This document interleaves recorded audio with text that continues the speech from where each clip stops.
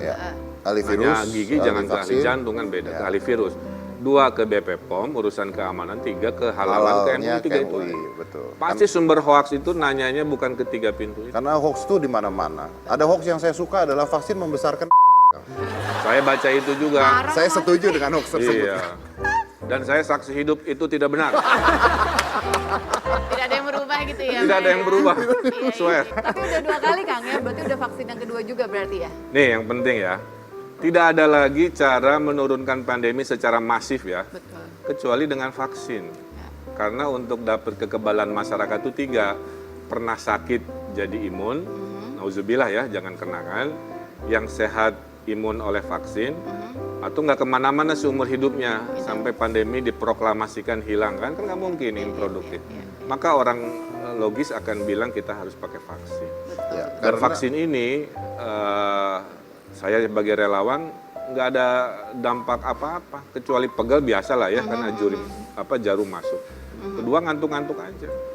Itu aja, sisanya normal. Saya udah 6 bulan lebih kan.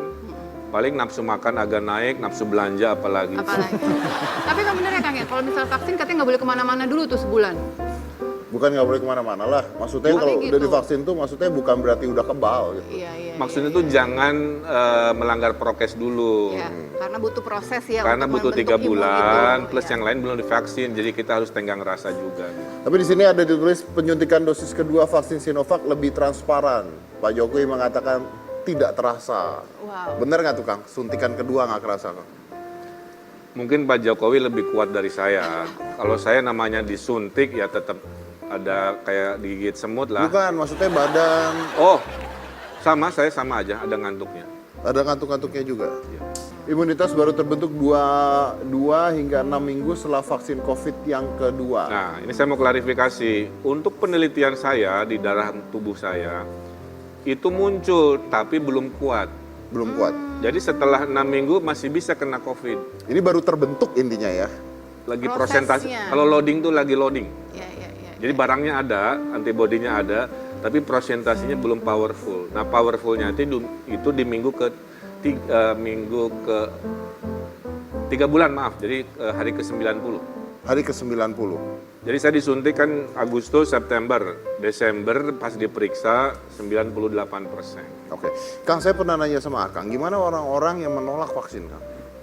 Gini, tidak semua divaksin karena ada pengecualian. Betul. Ya, orang sakit, orang menyusui, orang hamil, komorbid yang pernah kena COVID. Jadi tidak betul harus semua.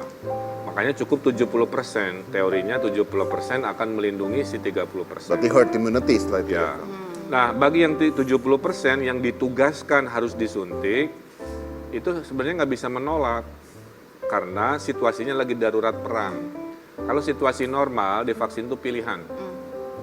Ada banyak waktu dan cara. Tapi kalau lagi perang begini, musuh banyak seperti ini, Anda harus mengikuti aturan, kalau enggak Anda itu masuk kategori individu yang membahayakan. Iya. Membahayakan keselamatan kesehatan. Makanya ada pasal-pasal. Sarul, lu mau nggak divaksin? Ya pastilah sebagai warga negara yang baik. Nggak ada pilihan. Ya, untuk menjaga kondisi kita supaya tetap baik gitu ya. Sebagai warga negara yang baik pastinya. Oke. Kalau mau divaksin kasih mereknya mau yang mana? Nah itu dia tuh. Nah itu pertanyaan lain Itu ya. pertanyaan lain tuh Kang, karena di beberapa negara ada beberapa merek vaksin yang masyarakatnya boleh memilih. Nah sedangkan kalau nyampe di Indonesia yang kita tahu sampai saat ini baru Sinovac. Apakah pemerintah melarang ada merek-merek lain masuk atau memang? Gini, memilih itu kalau pilihannya berlimpah. Ini barangnya aja susah. Hari ini negara yang punya duit mau beli nggak bisa. Karena udah diijon, maaf ya, istilahnya dipesan duluan, dibeli duluan oleh negara-negara maju kapitalis itu. Jadi kita harus bersyukur sebenarnya Indonesia, lobby-lobby pemerintah pusat itu bagus. Sehingga Malaysia aja belum, ya Singapura baru Februari, kita udah duluan karena lobbynya duluan. Nah poin saya itu. Nah karena yang adanya hanya Sinovac, maka rombongan pertama Sinovac duluan. Dan Sinovac itu bukannya lebih aman Kang harusnya? Karena dia kan dari virus yang dimatikan kan? Ya, vaksin itu 2, dari dilemahkan, tapi risetnya harus tahunan, atau dimatikan, risetnya bisa diekspreskan kan begitu. Tapi kelemahan virus dimatikan, dosisnya harus 2 kali. Oke, jadi intinya adalah bahwa ya memang kita ini harus membalikan ekonomi secepat mungkin juga, Kang ya, betul ya. Kalau saya mengquote kata-katanya Kang Emil, Anda yang punya uang lebih sekarang adalah waktunya belanja bukan nyimpen duit, betul? Karena belanja hari ini adalah bela negara. Bela negara. Oke, baik, kita akan lanjut lagi. Saya satu ini jangan mana-mana, tetap di Deddy's Corner. Akhirnya udah ada. Dan didukung juga oleh beliau.